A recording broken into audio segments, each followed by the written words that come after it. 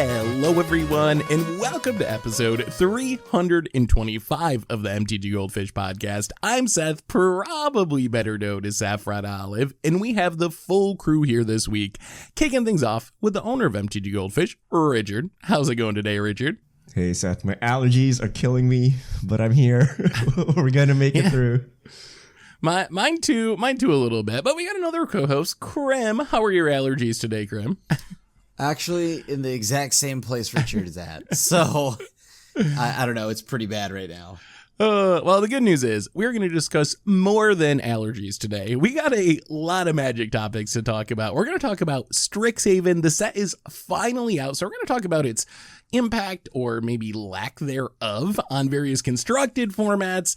We have some Etched foil stuff. We had early access being canceled by Wizards. We got some mystical archive Secret Lair news that Wizards kind of gave us on Magic Online. So we're going to be jumping around today and then getting to your fish mail at the end of the cast. So we're going to be jumping from topic to topic, starting with Strixhaven in constructed. But before we get to that, a reminder that our show today is brought to you by Card Conduit. And if you've ever tried to sell your Magic cards, it's a lot of work. You got to type everything in, you got to sort everything, you got to ship everything.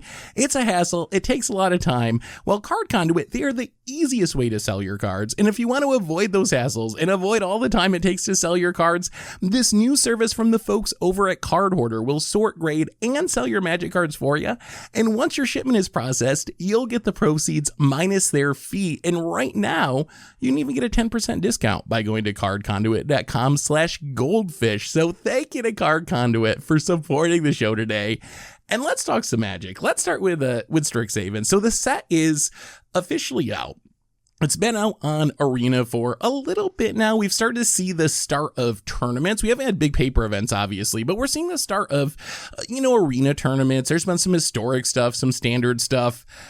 What do you guys think of the impact that Strixhaven is making on constructed Magic? Let's just start there. Let's start there, and then we can dig into it a little bit.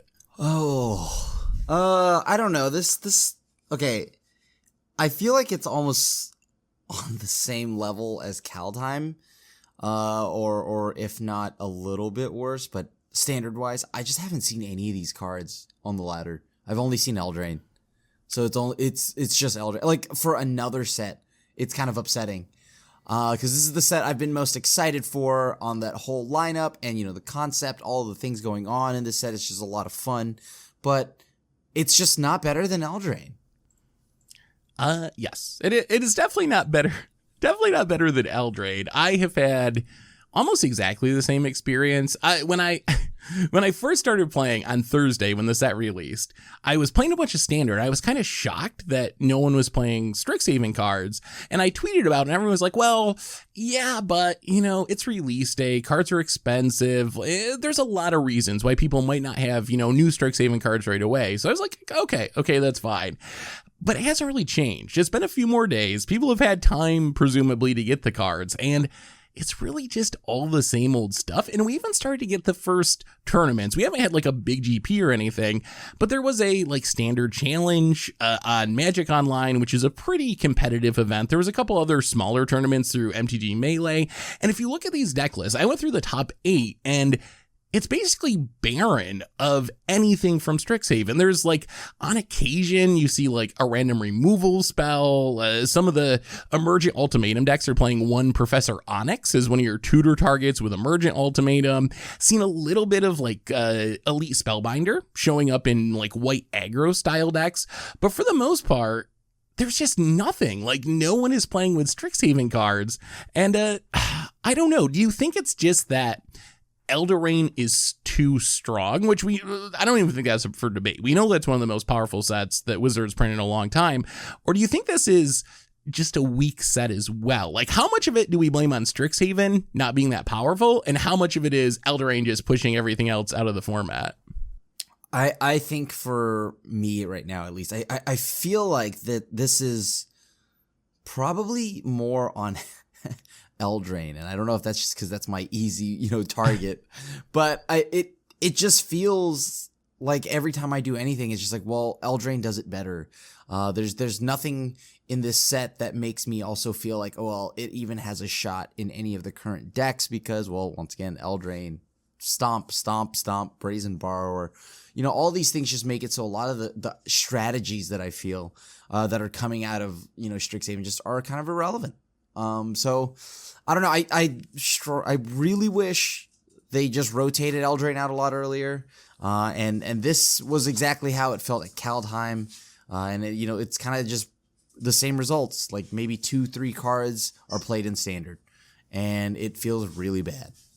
What do you think, Richard? Do you trust Wizards at all that they released this set into this environment knowing this result? Like, why couldn't they just pre-ban these Eldraine cards, right? I think the power level of Strixhaven is fine, right? It's not fine relative to Eldraine, but you don't want to print another Eldraine, right? Because then the next set will have the Strixhaven problem, right? And that's like the very definition of power creep, right? But when you have a power creep set in Standard, you need to get rid of it, right? You need to axe the rest of these cards, get them out of Standard somehow.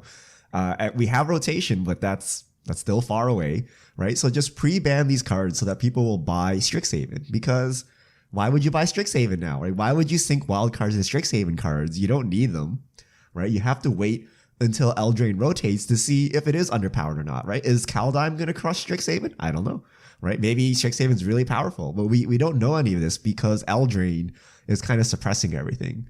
And so I don't know why Wizards just didn't get rid of some of these Eldraine cards as part of the Strixhaven release. Like, why couldn't they foresee this happening? Unless they really think there's some meta deck sitting in Strixhaven that no one has discovered, and maybe in a couple of weeks we're going to see it. But since the Arena era of Magic, 3 days after set release, the meta is solved, right? So if we haven't seen it yet, it's not going to change dramatically, I don't think. So I don't know what to do with these Strixhaven cards. Well, to be fair, in defense of Strixhaven, by the way, I think the set is great outside of Standard, but yeah, I kind of feel like Wizards knew this was not going to be a powerful Standard set.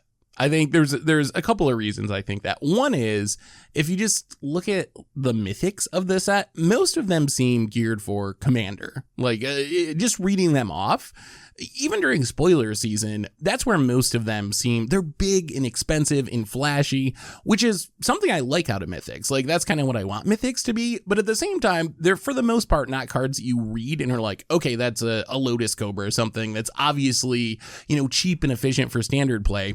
The other thing is, I don't know if you've noticed this trend. It seems like Wizards, when they think a set might not be very good or very powerful or have trouble selling on its own, they do something special to make sure people will buy it. In this case, we got Mystical Archives in every pack. And I feel like maybe that is Wizards' way to sell the set. They're like, okay, some Commander players are going to want this. It's probably not going to do a ton in Standard or Modern, but if we can have these really juiced Mystical Archives that are going to make the set valuable, people will be excited for, people are still going to buy it. Because remember, do you remember when Battle for Zendikar came out? And we were writing articles about how Battle for Zendikar, no one played it at the Pro Tour. Gideon saw a bit of play, but it was a dud of a set. It just really didn't see play anywhere. But that's when they started doing masterpieces. So the set was one of their best selling sets of all time, despite the fact that it was very underplayed in Standard because it just wasn't a very powerful set for Standard. So I kind of wonder if Wizards knew this, and this is their way of powering things down a little bit. Obviously, it feels bad for Standard because Eldraine is so strong, but maybe they're kind of powering things down, trying to get Standard back to a more reasonable spot, and trusting that they're going to be able to sell the set because of Mystical Archives. So are you saying every set is a Commander set now, and Throne of Eldraine was our Standard set? I mean, hope not. we get premier sets now, or whatever. Premium sets is what we get now. If you've noticed, Wizards is actually, they don't even call them Standard sets anymore. The idea is these are premium sets that have stuff for everyone. So I kind of think that's true for the most part. This is it. This is the end of competitive Magic, right? Or not casual Magic. I don't know what you call it, 1v1 Magic. But if Wizards is not focusing anything onto Standard players, and they're instead saying, look, Commander players make all the money for us, and we're going to make our 3 annual set releases commander focused. And then standard players can get the scraps. Kind of the opposite of what it was like 3 years ago, where standard is the focus, commander players get the scraps, right? What does that bode for actual like 1v1 Magic? Are we all just commander players now? I don't like, you just never buy cards for your standard. You buy one Eldraine set and then you're like, I'm good for like 2 years and then I'll just play commander in the meantime. Like, is that what we're doing? I think they're trying to please everyone with the sets. Like, and I think another aspect of Strixhaven is like the learn lesson thing, which is kind of, that's obviously not designed for Commander. It's not even legal to play them in Commander the way that they work. So I feel like maybe this is their like companion from the set, but because of how overpowered stuff like companions were, they powered them down so much that they're not actually standard playable. So like the big like constructed mechanic is just not really that good for constructed for the most part. I've seen it actually, it makes me feel pretty bad. I have seen people playing like green black pests and the deck is like so cute. You're like, oh, I play my like lesson and tutor up, some pests from my sideboard. And then, I'll play like a blood artist effect and sack them and doing all these cool synergies. And it's such like a cool idea. And it looks like such a fun deck. But then you just have your opponents are just like, oh, like Emergent Ultimatum. Like, sure, do all the cute little things you want. I'll cast an Emergent Ultimatum. Or you're doing like all these fun little things. You're supposed to like, oh, rogues, counter it, mill you, like, and you're just like, okay, like, sure, like, go get a pest. So yeah, I kind of feel bad for Strixhaven and Standard, really. I don't think Wizards meant for it to be as bad as it is. Like, I don't think they want their premium sets to exclude Standard or not be Standard playable at all. But I think maybe they missed a little bit low with learn and lessons, which is like the big constructed mechanic from the set. There's no way they thought learn and lesson was good. There's no way. Like that had to be for best of one or for limited. Like anyone can just look at this and you're like, if I have the option of several bad cards, I don't want any of them. Right? Like what, like it's such a bad mechanic. Like the idea of the mechanic is fine, but the actual cards are not good enough to see play in Standard, right? So having a choice of like bad cards does not help you. Plus they eat up sideboard slots. So like there's no way that was like a meant for constructed mechanic. Maybe it was originally, and then they got the companion scare and like, oh, this is too good. They just nerfed it into the ground. But like as is, like there's no way they thought this would have been a good mechanic. Then what is for okay, so if we say that learn lesson is not for Standard, there's not a whole lot that I can see in the set that really is geared for Standard then. Like in all honesty. Spellbinder. Yeah, elite spell. I mean, you can pick out a few. Like Professor Onyx could be a finisher in a control deck. Like Mila/Luca is probably playable somewhere at some point. Some of the removal spells are pretty good for constructed, but there's really not a ton that's like, oh wow, that's obviously made for Standard. Yeah, maybe not for Standard, but I mean, I really liked what is it, Baleful Mastery? I think the 4-mana exile creature or planeswalker. That's definitely a good card.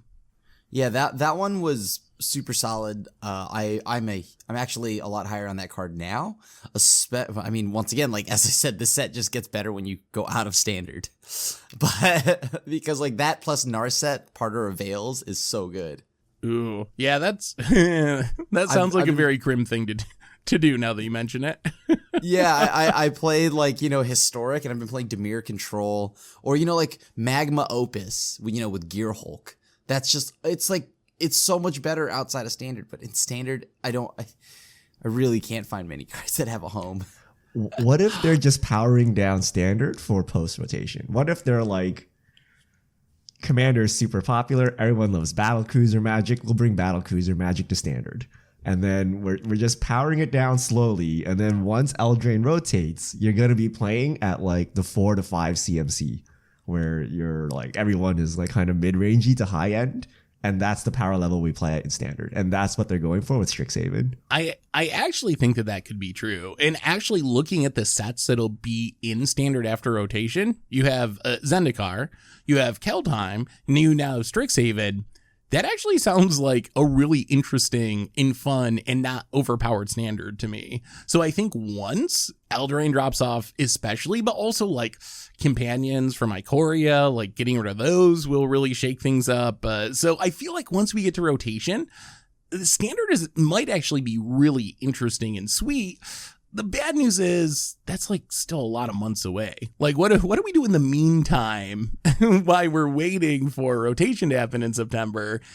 Do you really just not play with the new cards? I guess you play other formats, you play Historic. That was kind of shocking to me that on release day, I was streaming and I built a ton of standard decks because that's what I always do for the first stream. We just play a bunch of different standard decks. And as I started to like play the decks, everyone's basically like, no. Like we don't want to see this. We want to see Historic. Like, please stop playing standard with the new standard cards. Like I've seen Emergent Ultimatum too many times, like build a Storm deck for Historic or something. I was like, oh, okay. Like if that's what you want, but it seems like the general attitude from the community is like, just not hyped about standard at all right now, but they are interested in other formats.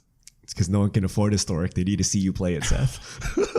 Oh, boy. Don't get me started on that. I saw some mass purchasing on Arena. I'm like, holy smokes, Historic.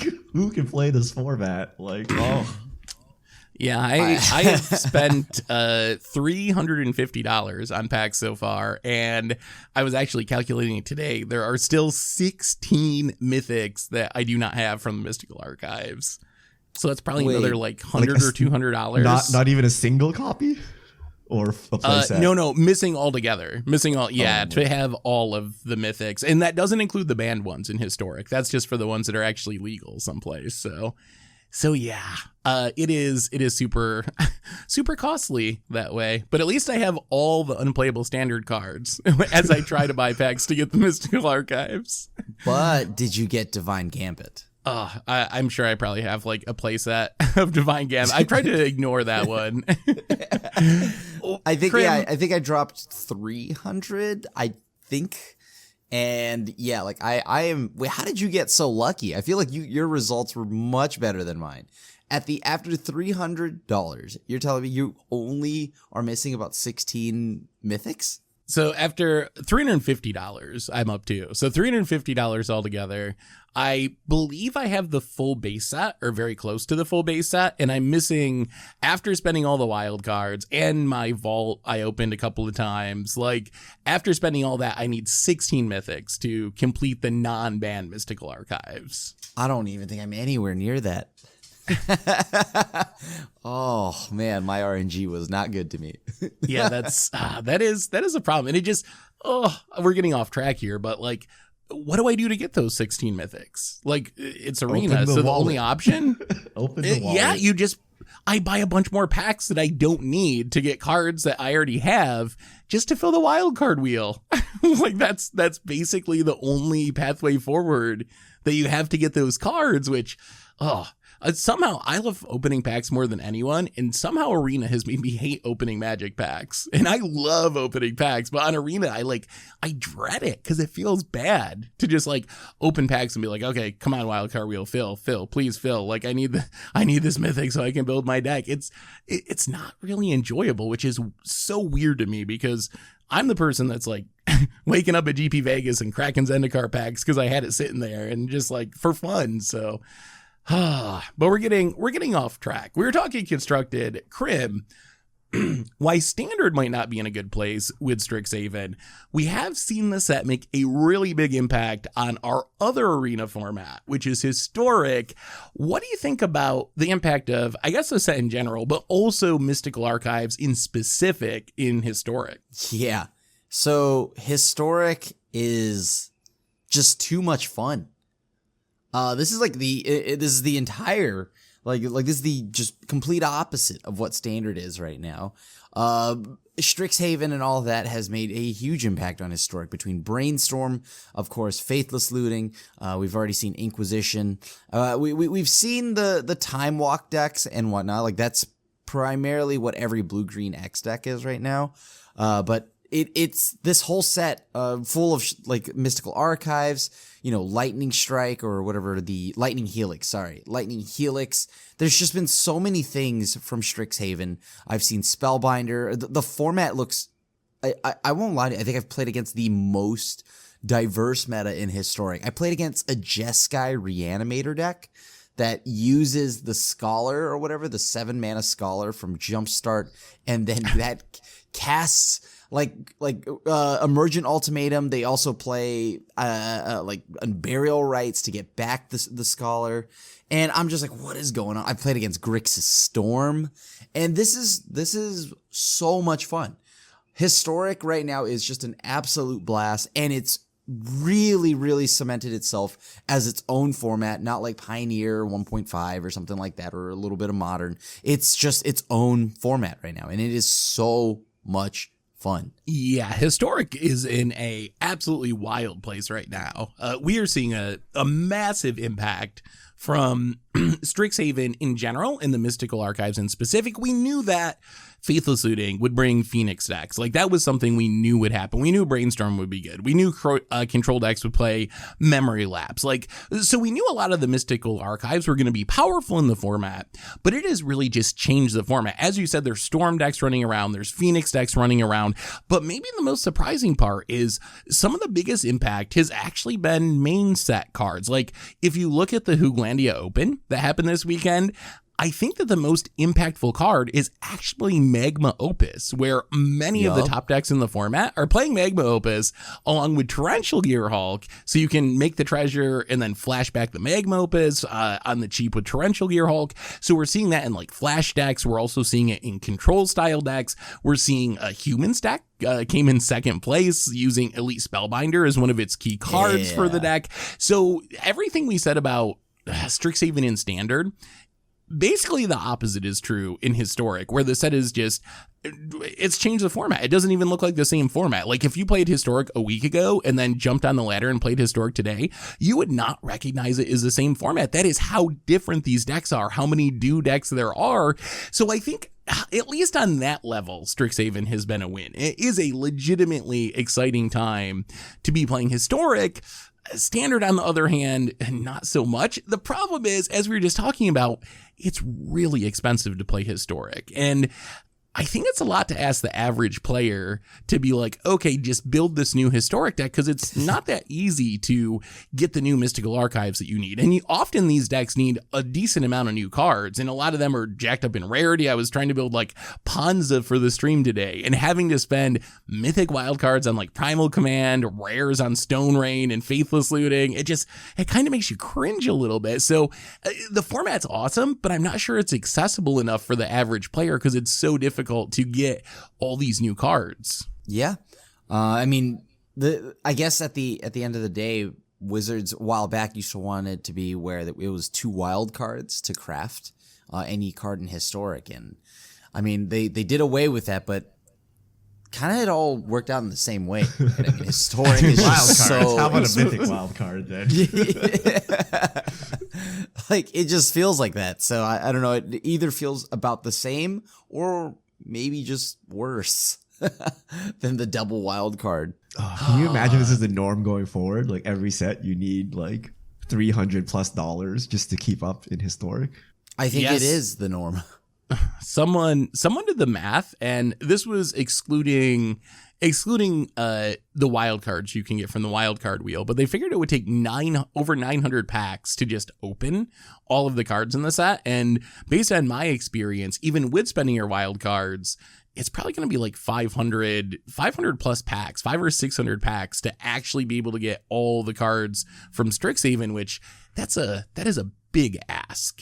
So as much as I like Mystical Archives, I'm a little worried about even me, and I do this for a living, and I can make Richard pay for it. Like, but even for someone like me who's like the whaliest of whales because of making content, how do you keep up with that? Like, how, I don't even know how that's possible to keep up with, honestly. You're not anyway, whale enough, you're not whale enough. That's the answer, right? The true whale just opens up and drops $1,000 and doesn't blink, right? They're like, yeah, okay, cool. Yeah. Well, we got other topics related. we had set release last week, and one of the traditions since Arena has been a thing has been early access day. So the day before the set drops, Wizards gets all the streamers and content producers and is like, hey, we'll give you a God account for one day. Go play the new set, stream it. It's great promotion for our set. And then 24, 30 hours, something like that, before everyone thought that this event was going to happen, people started getting an email from Wizards that was just like, hey, it's not happening. And it's not only not happening for Strixhaven, early access is done. We're not doing it anymore. Krim, I know you were impacted by this, and you, like me, were expecting to play it on a Wednesday. What do you think about the end of early access day for new sets on Arena? Well, being there from when it started to watching it go under, it is a bit of a sad one to see, right? Because it was the best way to just have, a bunch of content creators kind of just make let's just say you could see the pest deck. You could see what was intended of Strixhaven without having to worry about seeing, Eldraine.format. So, and sure, some people would show up and make the competitive deck. So this way you kind of get a little bit of a test of can my deck actually pair up against what's good and standard right now? But it is a bummer. At the same time, I'm not surprised in a weird way, because I feel like they now, like Magic, when it comes to marketing, right? They do want the eyes from other games, right? I feel like with the content creators they had now, I think they felt like maybe there was a cap that they could have hit on eyes. So maybe they canceled that so the budget can go somewhere else. And I think that's my guess as to why it's done. That's probably true. At the same time, how much does it cost? How in the grand scheme of a company that's making almost $1 billion a year, you're not paying the streamers anything. You're not even actually giving them any cards or anything on Arena. You're giving them temporarily for one day only. I guess you got to have people run the event. You need, community manager type people to answer questions and to actually set up the event and invite people to it. But it always seemed to me like it was a really low cost way to advertise a new set from Wizards' end, and also advertise Arena, because you do get a lot of views. I was looking back through some of the numbers, and it is a pretty big streaming day compared to a normal day for just people watching Magic on Twitch. You're getting several times as many people watching on early access day. And then hopefully some of those people are excited by the cool things they're seeing. And then the next day they're buying some cards so they can build a cool new deck they saw on early access day. So I'm sure that's what they're thinking, but it's just such a small amount of money, or at least it seems like from the outside, such a small amount of money to get so much publicity, even if you're trying to branch outside of the Magic community and get to big YouTubers and streamers from other games. Is it really necessary to cut this low-cost thing that was one of the only things I think on Arena that actually brought the whole community together? I feel like Arena's so segmented. You have spiky players doing spiky things and their fans. You have kind of in-between players. I guess I would be semi-competitive or something, where I'm trying to win, but I'm also doing fun things, and that playstyle has fans. Then you have very casual people. Early access kind of brings all those people together, all the different aspects of the community together. And I really miss it. So, and I also have to say, the way they canceled it was kind of unforgivable. Even if you're going to cancel this, and even if your thinking is we can spend this money better someplace else in our advertising budget, having it be announced that it's happening in the content creators Discord, and then after people arrange their schedules, there were people telling me I took time off of work so I could do early access day, things like that. For Wizards just to drop an email and be hey, it's not happening, roughly 24 hours, slightly more than 24 hours before the event was supposed to start. That was a really rough way of handling it. So I think that's the part. Even if you got to cancel it, at least do it in a, more respectful way that takes into consideration a lot of people making content have lives, and they have families, and they have jobs. Not everyone that's doing early access day is full-time hashtag, content creator, influencer, MPL or whatever. So I don't know. That was the part that bothered me most. Even if they have to cancel it, at least you could have done it in a better way than it actually went down. No, totally agree. The random email at 24 hours before was here you go. you can give out some packs. So that was interesting. That was definitely an interesting email to receive. But yeah, like it's a bummer to see it go, and much like you, it it was a great way to have everybody come together and like just play Magic, and it was the closest thing that we had to like a pre-release. So now we don't really even have a pre-release. We don't have a set launch tournament to watch. We don't have anything really. Yeah, this one's a bit of a head scratcher. Like when they make cuts to pro play, or when they change it around, you're like, I don't know what's going on, but probably they're focusing on streamers instead of pro play. And then they make these changes to the MTG streamers, and then we're like, I don't know. Like they're probably focusing on non-MTG streamers, which is fine, but it costs them so little to just like throw a bone to the MTG community and to give us an event.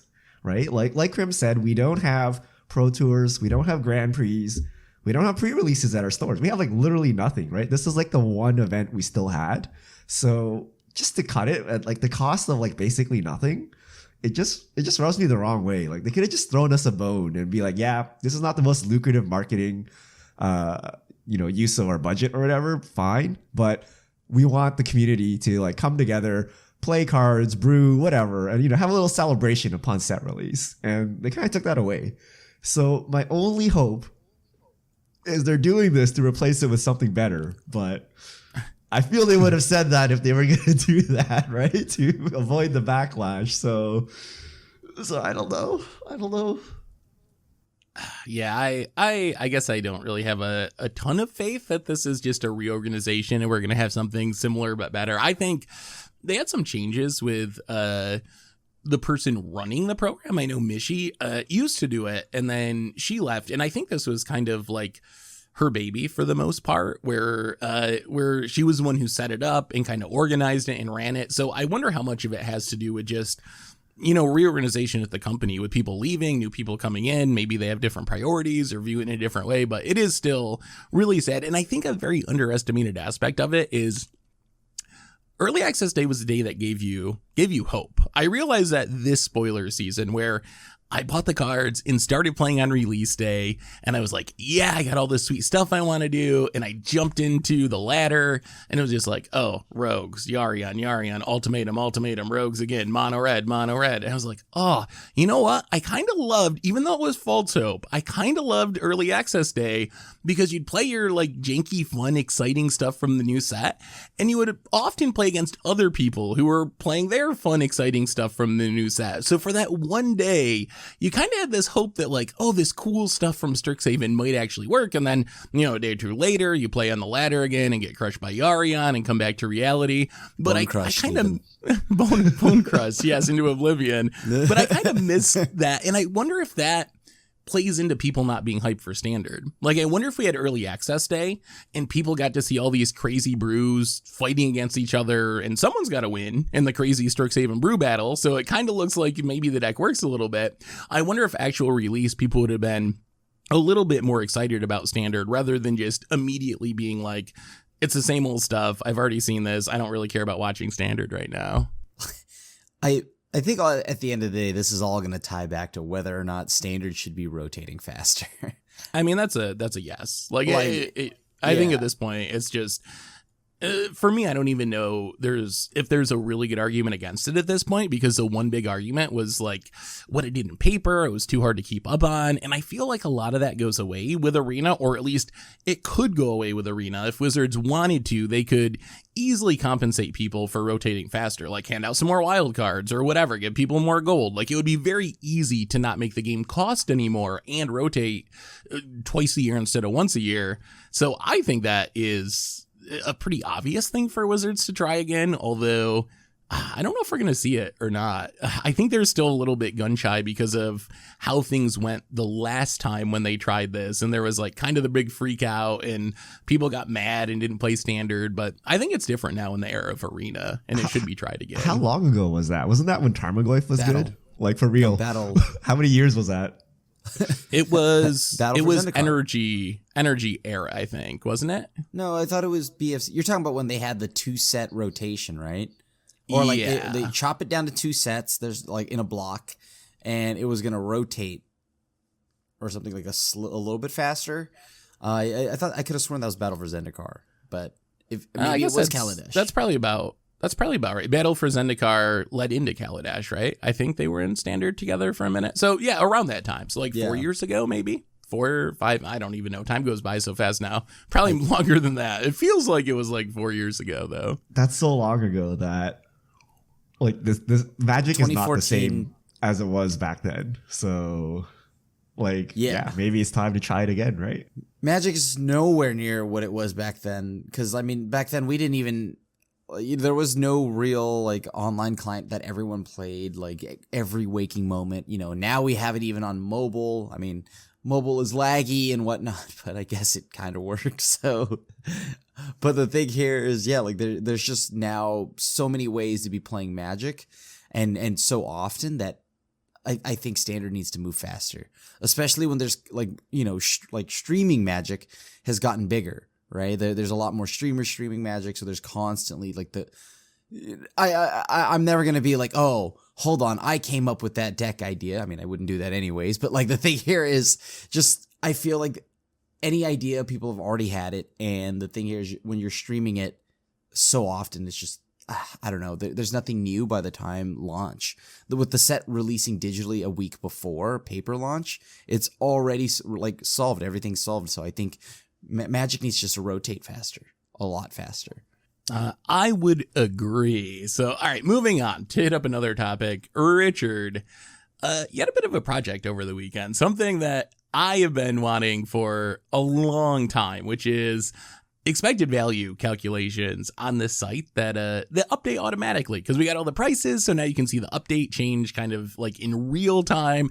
So you did a lot of work to get this up and going on the site. What did you learn trying to do this EV calculation? Oh, are we going with happy Richard or really pissed off Richard? Because let's I was so insanely bad this past week, like insanely bad. Like I was about to write the most scathing article you've ever seen, but then I calmed down and then got lazy, and here we are. But I was trying to calculate the EV, right? And you would think, in my mind, EV is easy. You just got to do the work, right? And, we've been lazy. We haven't been doing EV. Seth has been doing it manually for set releases. So we thought, okay, we do it this time. And it is super, super complicated. And Wizards does not give you all the rates, right? You would think so. Back in the old days, you had a pack. It had a mythic. It had a rare that was upgraded to mythic sometimes. You had uncommons and you had commons. Easy peasy, right? Nowadays, you have like a lesson slot. Your rares can be replaced by borderless versions of rares. And then Wizards doesn't list the rates of any of these. Like you have to scour the internet across 4 different articles to figure out the rates of each thing. And it gets even crazier when you get to set boosters and collector boosters. They always say things like you get 1 rare or mythic, but they never tell you the upgraded rates. So you have to make a guess. Right? Or you don't know how many, say, foil mystical archives you get. You have to make a guess. You're like, oh, I don't know, 1 in a box, 3 in a box, 1 in every 3 boxes. But I did all that. There are a lot of holes in assumptions where there's no data, right? We had to ask like store owners, we had to scour the internet, and people just don't know.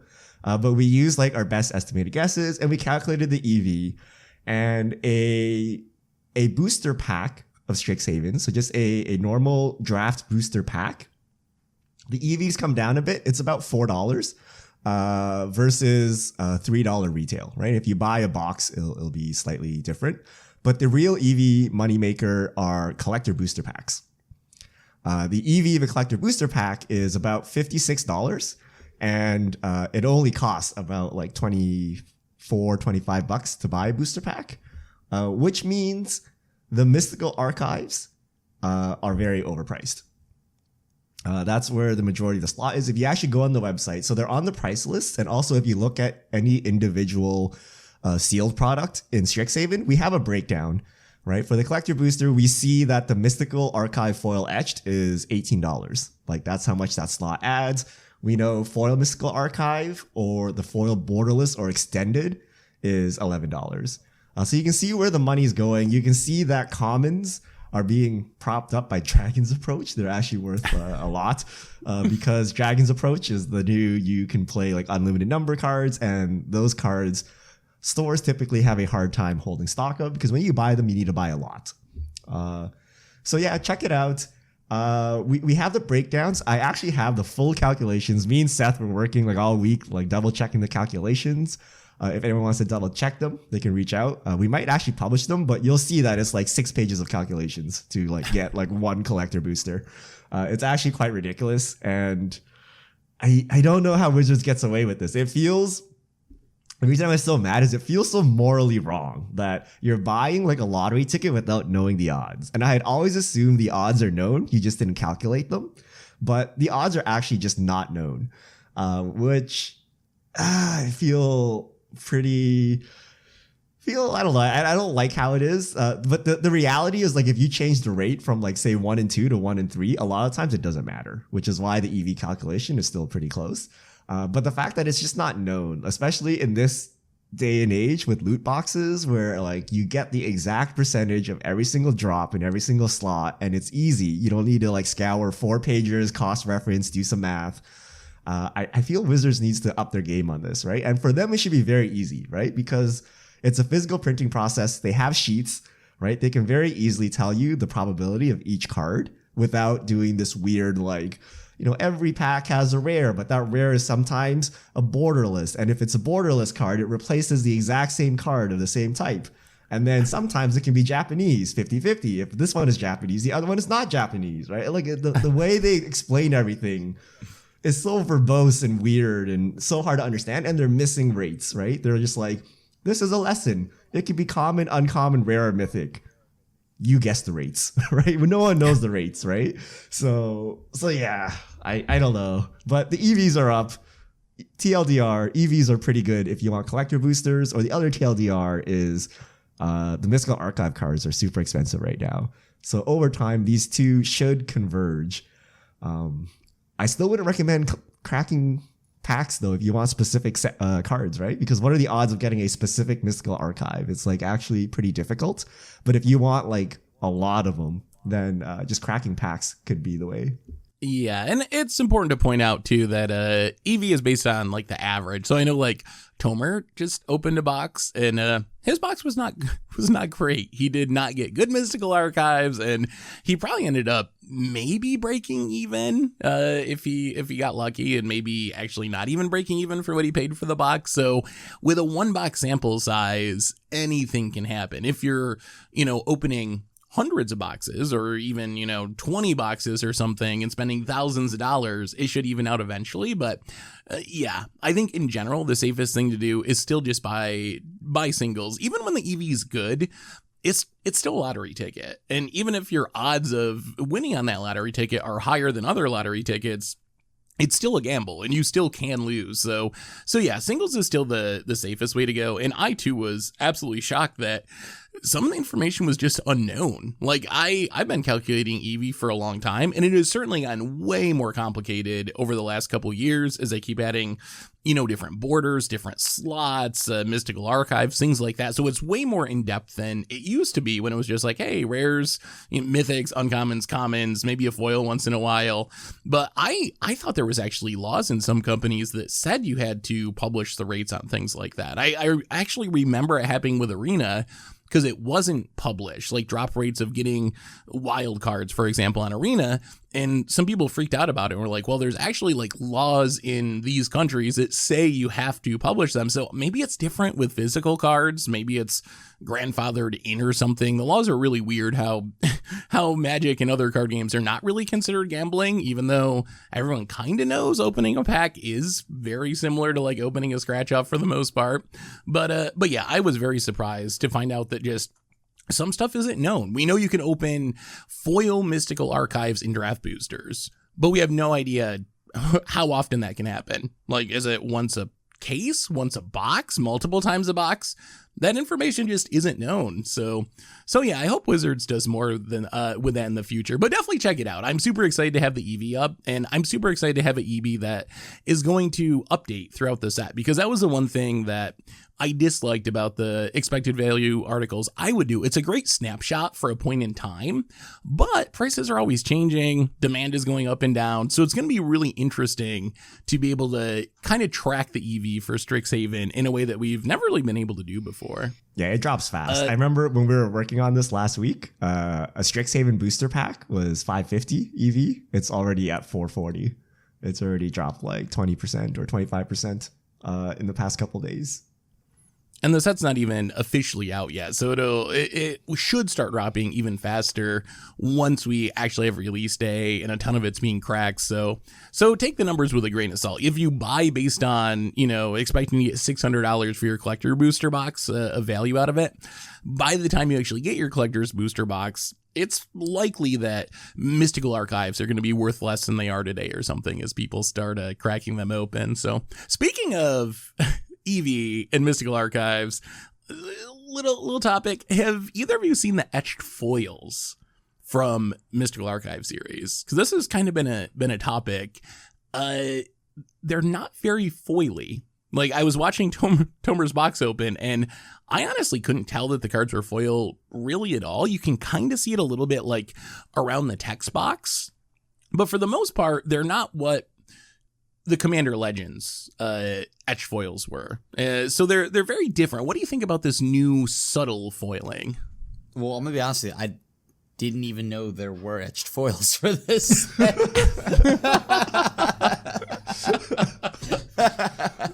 So the Mystical Archive cards can be etched foils, and they only appear in the collector booster packs, and you can get Japanese and English etched foils. And according to the stream, I was also watching Tomer open random Japanese cards he didn't know what they were. It's very subdued. He kind of liked it, but most of chat did not like it. But they're basically less foily. But I don't know. Is that like a compromise for the people that don't like foils? Like, I don't know. It's hard to say without seeing the cards in person. Yeah, I'll have to see it because I legit didn't even know they had these. So I was just like, okay, that's awesome, I guess. But yeah, I think once it comes out in paper, I think I'll have a better look at it. But right now, I don't really know. Yeah, I think a lot of people were mostly just surprised. I thought, although I couldn't really see the foiling all that much, I thought the cards looked decent. I didn't think they looked bad, but I think that when people heard etched foils, I think they assumed that just meant, oh, they're the same as Commander Legends and like very foily and very obvious.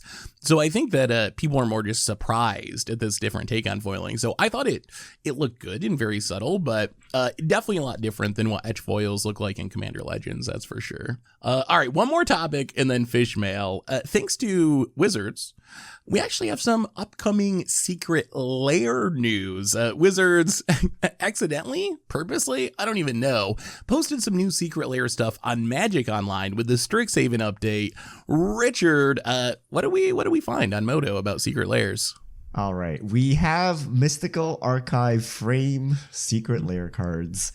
We have All Is Dust, Artifact Mutation, Drown in the Lock, Fire Covenant, Fractured Identity, Fracturing Gust, and then we also have Shocklands that look similar to the previous fetch lands we had in the Secret Lair.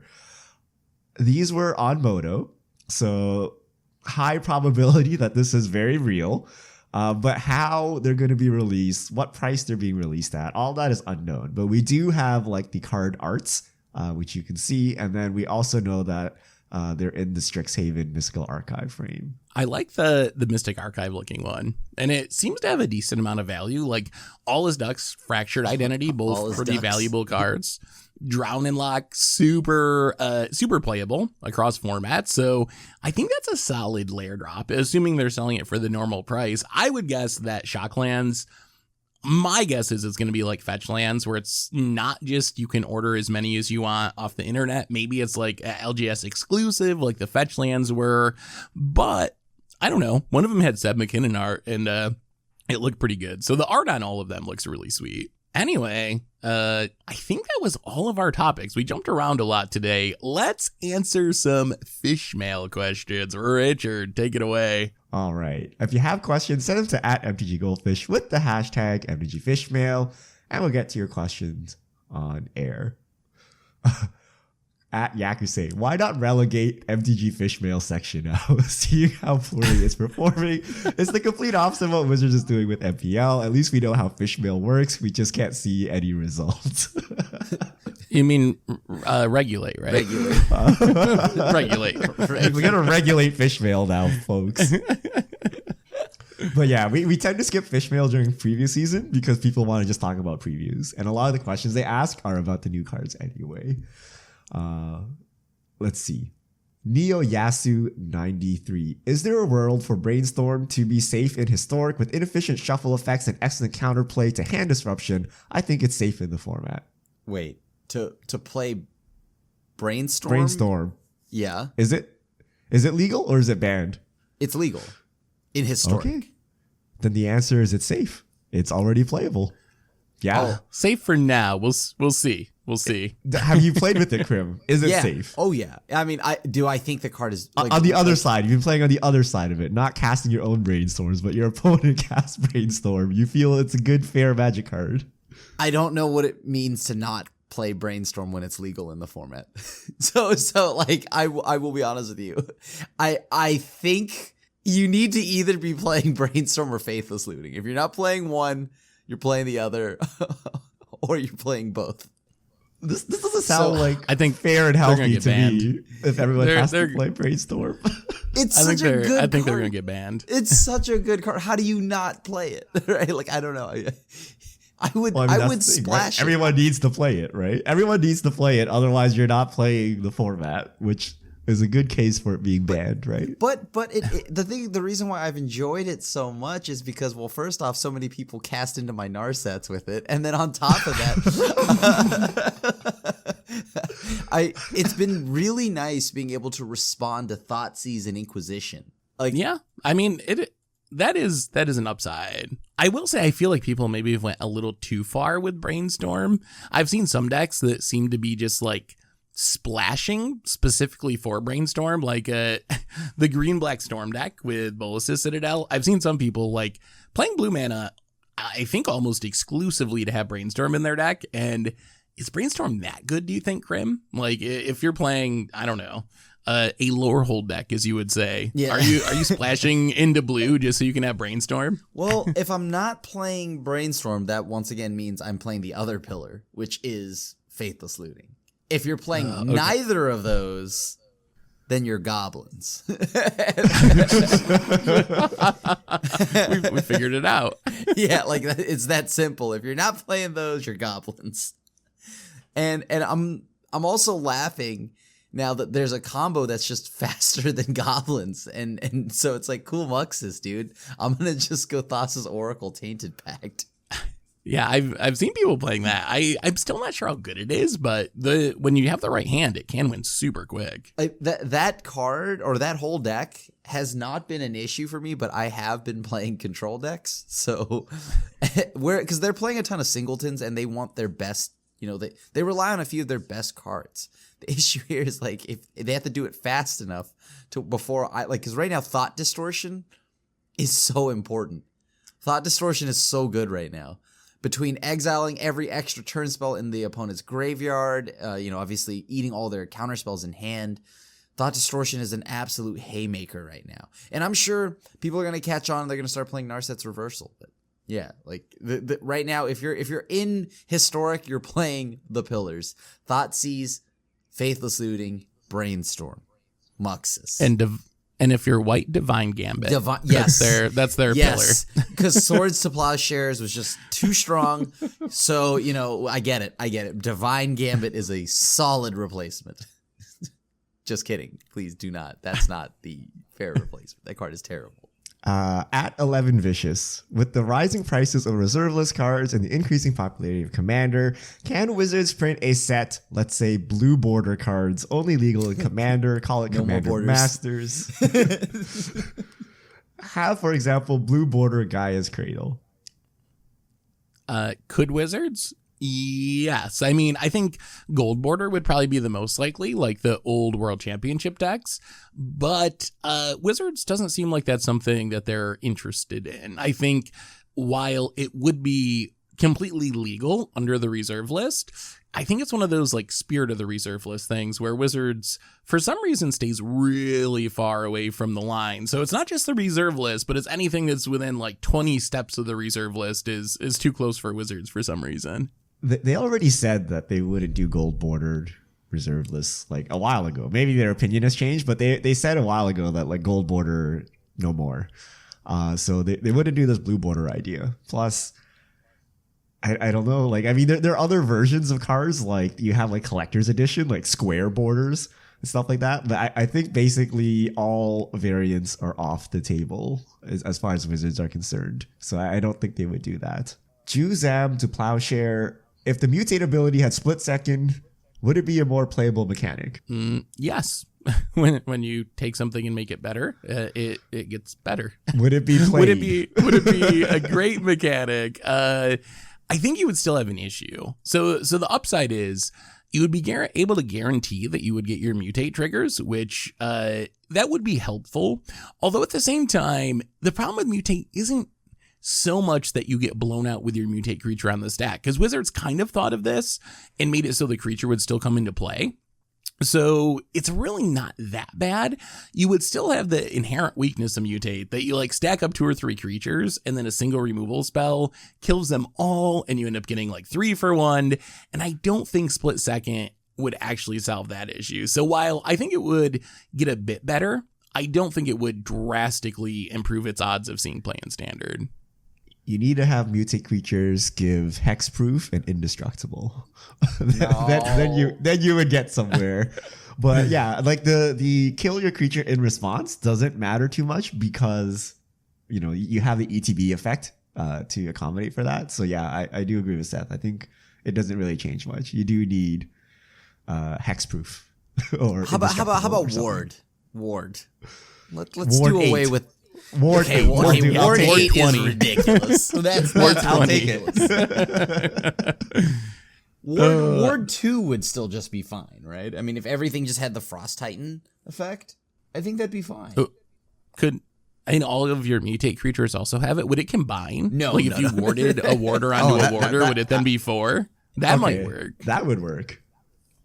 That would work. I could see that. That would start spiraling. And then you're rewarded for stacking up more of them, yeah. Rewarded. Nice. Rewarded. Very nice, Seth. Very nice.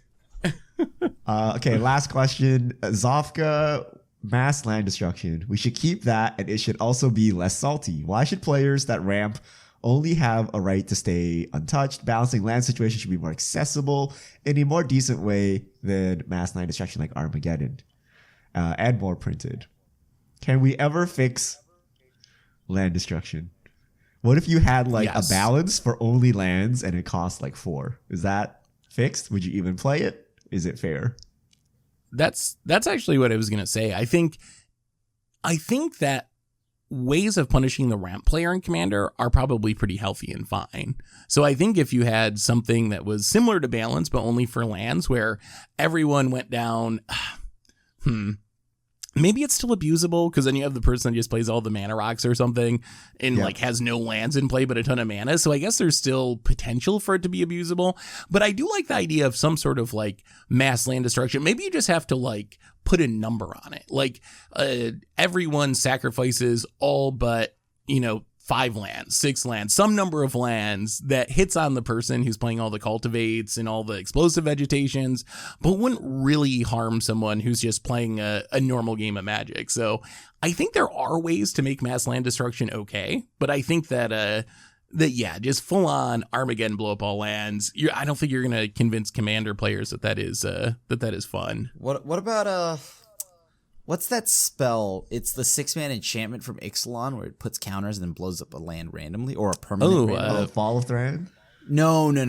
There's haphazard bombardment. Yes, I think you're thinking. Oh no, that's terrible. No. But instead of it being 6 mana, it's cheaper, and you blow up 2 lands at random. Okay. Okay. I think It's you like would a never hidden play any of these Turok cards. for You would never lands. play. If I had a card to kill 2 of your lands, it's not even worth the card to me unless it cantrips, right? Like you Well, would it never would. spend resources to lower lands for no reason. Especially if it's like it has to be a crippling blow so they can't kill you back. Right? If you just like knock off 2 lands, you're just gonna get mad and kill you.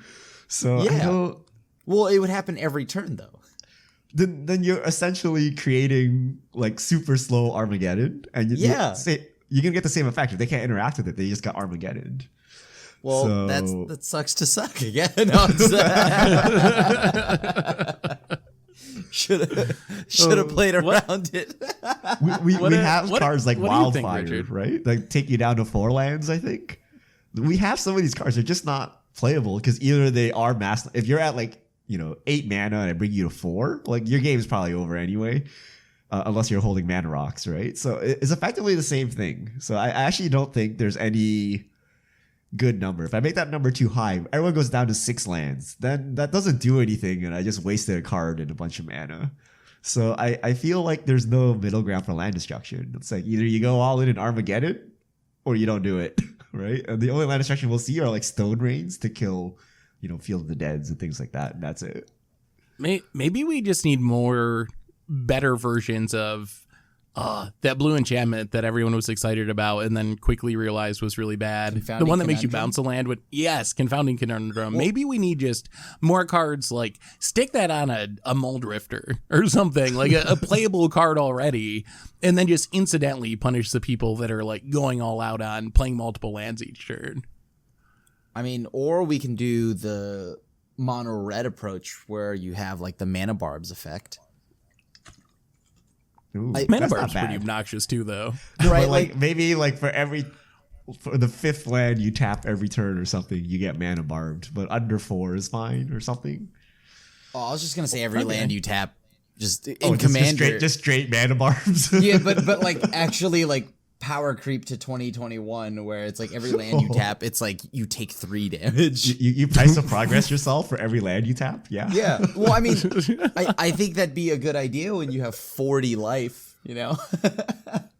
The other thing is like Gadok Teague, right? You let them have all the lands they want, but they can't play spells above like 4 CMC or something. That's also an option. I'm here for that. Yeah, I'm here for all of yeah, that. it could also work. Only because there has to be something to stop all the green bounce like ramping. So Yeah, I agree that I think a way to punish green ramp is something that would be helpful. I'm just not sure that mass land destruction is the best way to go about it. So I like where that question is going and what it's trying to achieve, but I don't know. super there's- mana barbs, Seth. It's just so maybe super mana barbs is a way to go. But yeah, people just like playing Magic, and mass land destruction keeps that from happening. So How about white hull breach or white opposition agent, where when someone ramps, you flash it in and then you take their ramp. That's just you mean opposition agent or did you say whole breach? Yeah, no, like literally, but it only affects lands, and you give it to some other color as well, so that you're not killing lands, you're just taking away their ramp.